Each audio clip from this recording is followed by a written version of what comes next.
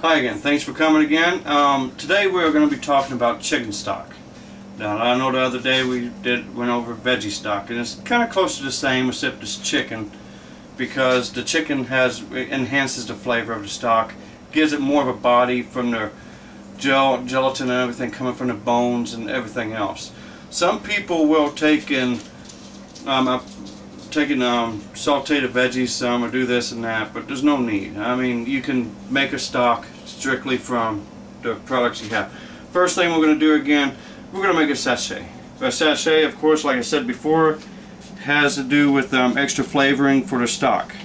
And again, you know, some peppercorns to give it the heat. Some garlic again. I like to use garlic in almost everything I do. It's also good for you. And of course, a couple bay leaves again.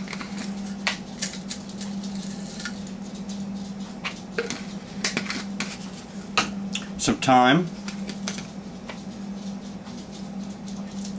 And all this is just to give the stock extra flavor, extra aromas, and you know, to make it taste great. And of course, parsley stems would be preferable, but if you don't have it, you can use the ground parsley, dried parsley, as they would say.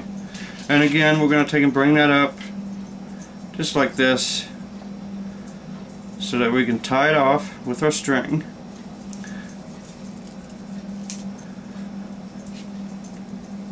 And again, cheesecloth, very cheap at the store, and the string is not that bad. You get a big spool.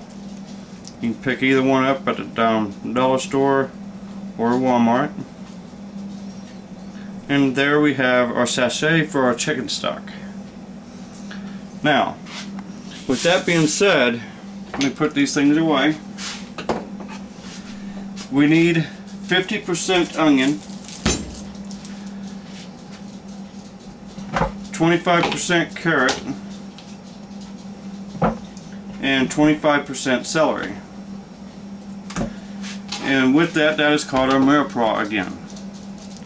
So let me go ahead and first just rough dice up onion here by cutting the end off. And I'm going to cut the root off again just a little bit.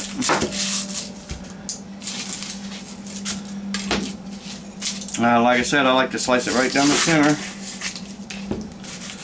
And then go ahead and pull the skin off. Maybe the first layer if you need to.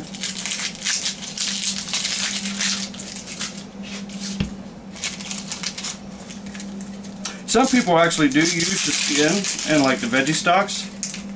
It gives it an orange tint. They think it actually, you know, gives it more color, and it could be the same for chicken stock. The way I do it, I like to keep the stocks as clear as possible. I know carrots gives it a little bit of color, but it's always good color. And like I said, with the onion, always the end of it here is the back end. And you just want to rough chop it. So we're just going to make some big nice cuts just like this, straight through. Just a couple, that's all you need. Just down a couple times, maybe 3. And then cut your pieces off. This way you have a nice rough chop to throw into your stock. Always get the end, no waste. And we're going to do the same to the other half. Make sure the end of it's there. A couple swipes through. Nice sharp knife. And then down a couple, 3 times. And you got your rough chop. Always get the end just like this. Now you can put all this into your bowl.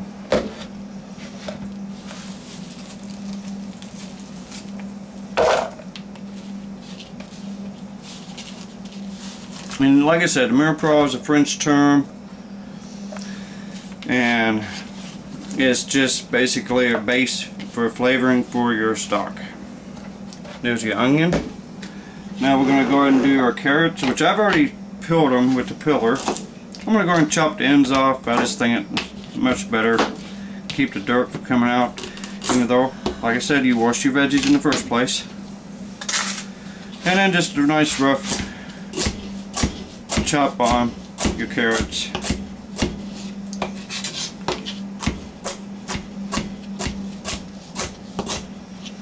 And that goes in with your onion. That's pretty close, I think, 25 and 50%. And the celery is the last thing. Again, you're going to cut the ends off, or at least I do. And then I'm going to cut the very ends off here. See the little brownness you get from the air from it sitting in the stores or wherever you got it from. And then, like I said, another rough chop on the celery. And that should be about 25%. Pretty close. For your mirepoix for the chicken stock. And of course, now from the previous videos when we did our 8-way chicken, this is what was left over, the carcass of the chicken. And this is what we're going to use to create our chicken stock. Now the mirepoix, the chicken carcass, and the sachet is what's going to go in. Now with the chicken stock, I've added to the pot 2 gallons of water, which is 8 quarts, again provided by my wife, so that we could take and have 2 quarts of water, and then we're going to add the chicken and everything to it. The only reason I went up to 2 quarts is because of the carcass, and it's going to cook down to about 1.5 gallons, about 6 quarts, give or take. So let me get this stuff over to the stove and let's get it in there and let's get it going. Now first I'm going to go and just drop in the 2 wings I had left over and the carcass of the chicken. Goes right into the water. A lot of people like to chop it up, a lot of people like to break it down. There's no need. It's going to cook through as it's cooking. I've already got the pot on. There's 2 gallons of water in this. Then I'm going to add my veggies. Some people may, think about requiring more veggies or less veggies or whatever. I think 1 whole onion and what we put in there is plenty. And then of course you got your sachet that we made earlier. I'm going to stick down in the water again, bring the string over, wrap it around the handle so it does not fall in. And there you go. Now as it's cooking, like I said, I usually like to keep it on high until we get a bubble. Once we get a bubble, I'll turn it down, because all you want to do is simmer the water. That's all you need to do. As it's simmering, it's reducing, it's cooking, it's infusing the flavors. And as the chicken's cooking, the chicken stock is cooking, we're going to have to take a ladle and we're going to have to ladle off some of the fat as it's cooking. And that way it's not there when we are ready to strain it. So while that's going, we'll take a break here and we'll be back. When we do come back, I'll show you how to strain, ladle that out, the fat off of there, and we'll go from there. Okay, we're back with the chicken stock, and it's still getting ready to come up to boil. It's not there just yet, but chicken stock, because of the bones in it and the veggies and how much water we have, it needs to cook for approximately 2 to 2.5 hours for chicken stock. And that's just so the bones are cooked through and the marrow and everything's coming out of it to get the gel and to make a nice flavorful stock.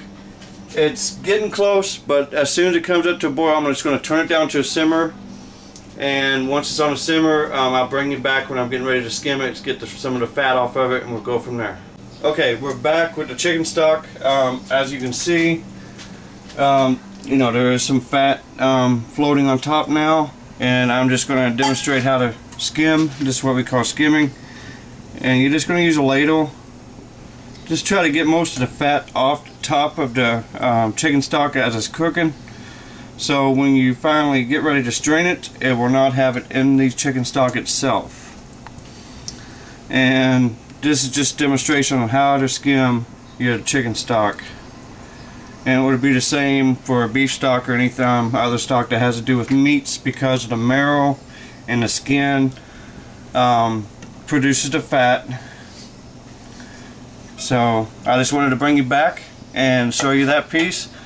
This is what we how to skim your chicken stock. in order to keep the fat content from being too great when you finish straining it and everything else. We'll be back whenever we are ready to strain. Okay, we're back with the chicken stock. I've done shut it off, let it cool for a second so I can grab the handles. If not, use mitts or a towel. First things first again, to take out the sachet.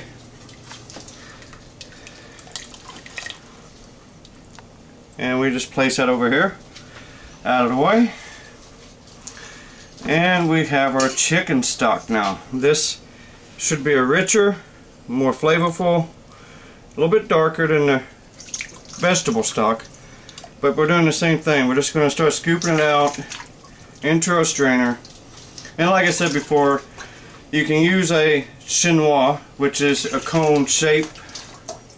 A little bit bigger than my strainer I'm using here, to get the bigger chunks out as you go down and get more into the vegetables and stuff like this. That way it catches it, and after you can strain it twice, or you can strain it once, but we're doing once here. But if you strain it twice, you get the big chunks out the first time, and in the chinois you would put in some cheesecloth in order to strain out all the small particles and everything that may stay in to the stock as you're straining it. Now I'm going to go and pull out this big carcass. It's going to break apart because it's been cooked out big time. Place it over here into our scraps like so. This way I can get down in there and go and keep going with the straining of the stock. Oh, I'm sorry, I steamed up the... I apologize if I steamed up the camera there.